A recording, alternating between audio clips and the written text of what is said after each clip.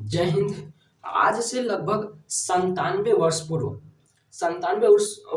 1925 को खजाने से भरी एक ट्रेन को लखनऊ के काकोरी रेलवे स्टेशन पे लूटा गया। लूटने के बाद जो जिसने लूटा था उन्हें कुछ लोगों को उन्हीं में से कुछ लोगों को फांसी की सजा हो गई, कुछ लोगों को कारावास हो गया और कुछ लोगों को काला पानी की सजा हो गई। यह ट्रेन क्यों, कब और किस लिए लूटी गई, आइए हम समझते हैं। देखिए, भारतीय स्वतंत्रता संग्राम के जो क्रांतिकारी थे, उन्होंने ब्रिटिश राज के विरोध में भयंकर युद्ध छेड़ने का इच्छा से हथियार खरीदने के लिए ब्रिटिश सरकार का ही खजाना लूटने के लिए एक ऐतिहासिक घटना को अंजाम दिया था। 9 अगस्त 1925 को यह घटना घटित हुई थी। हिंदुस्तान रिपब्लिक एसोसिएशन द्वारा केवल 10 सदस्यों ने इस पूरी घटना को अंजाम दिया था। केवल 10 सदस्यों ने, जिसमें सबसे ऊपर नाम था राम प्रसाद बिस्मिल, दूसरा नाम था अशफाक उल्ला खान और इनके अलावा और भी सदस्य जो क्रांतिकारी थे वो और भी थे, जैसे कि योगेश चंद्र चटर्जी, प्रेम कृष्ण खन्ना, मुकुंदी लाल और सुरेश चंद्र भट्टाचार्य, चंद्रशेखर आजाद इत्यादि। क्रांतिकारी द्वारा चलाए जा रहे आंदोलन को, जो आंदोलन चल रहा था उसको और आगे बढ़ाने के लिए तत्काल इनको धन की आवश्यकता थी, क्योंकि किसी भी योजना को चलाने के लिए धन की बहुत आवश्यकता होती है। कब किसको क्या करना है, उसमें जो धन से ही सब कुछ आते हैं, तो उनको धन की बहुत अति आवश्यक हो गई थी। तत्पश्चात शाहजहांपुर में हुई बैठक के दौरान राम प्रसाद बिस्मिल ने अंग्रेजी सरकार का खजाना लूटने का एक योजना बनाई। योजना के तहत जो दल के प्रमुख थे उनको बनाया गया, जिनका नाम था राजेंद्र नाथ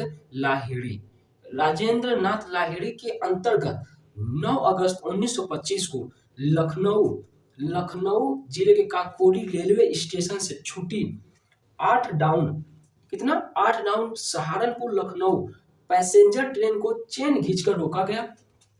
फिर उसके बाद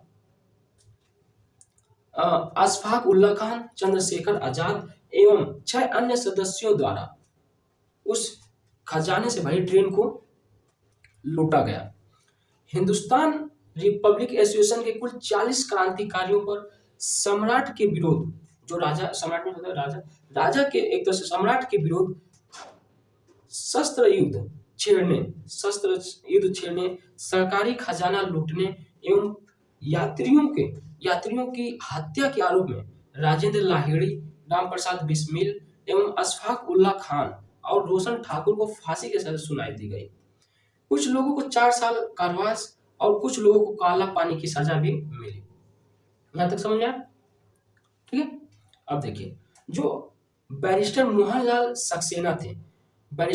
सक्सेना ने प्रीवी काउंसिल में क्षमादान याचिका दायर की। इंग्लैंड के एक मशहूर वकील थे जिनका नाम था एस.एल.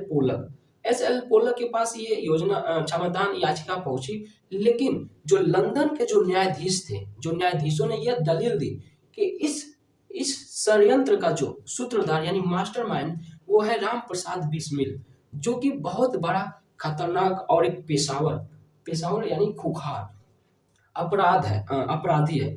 अगर किसी तरह से इसको क्षमा याचिका मिलती है तो ये भविष्य में एक अंग्रेज सरकार के लिए बहुत बड़ा खतरे की घंटी बन सकता है, जिसकी वजह से फिर अंग्रेज सरकार हिंदुस्तानी सरकार पे हुकूमत करने के जो सपने हैं वो कभी पूरा नहीं कर सकती।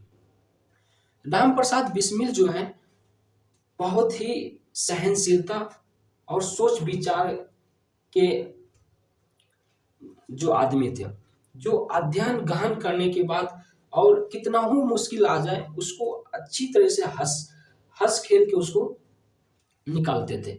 जब इनको फांसी सजा सुनाने के बाद भी, जब होता है ना, जब जेल से अदालत ले जाया जाता है, जब कुछ कार्रवाई होती है तो जब जेल से अदालत ले जाते वक्त, फिर मजिस्ट्रेट के सामने रखते वक्त और अदालत से कारावास आते वक्त, इनका एक बहुत ही प्रसिद्ध गजल था कि सरफरोशी की तमन्ना अब हमारे दिल में है, देखना है जोर कितना और बाजुए तेरे कातिल में।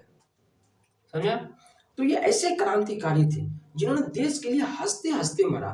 इन्होंने ये नहीं सोचा कि अब मैं मरने जा रहा हूं तो मैं रोते हुए नहीं, इन्होंने लोगों को दिखाया कि देश हमारा है और हम नहीं मरेंगे तो जो आने वाली पीढ़ियां हैं वो आजाद नहीं होंगी। तो ये अच्छी तरीके से जान गए थे। हालांकि ये लोग भी चाहते तो अपने अपना बहाना बना के ये कोई और चला जाता, कहीं और किसी तरह से गुजारा हो सकता था। लेकिन अगर सभी लोग ऐसे ही सोचते तो न कभी देश आजाद होता, न देश में कभी इस तरह की घटना होती, और न हम आज आज इस तरह से आप लोगों के सामने बात करते। समझे? चलिए, आई होप आप इसे समझे होंगे। मिलते हैं नेक्स्ट क्लास में। जय हिंद।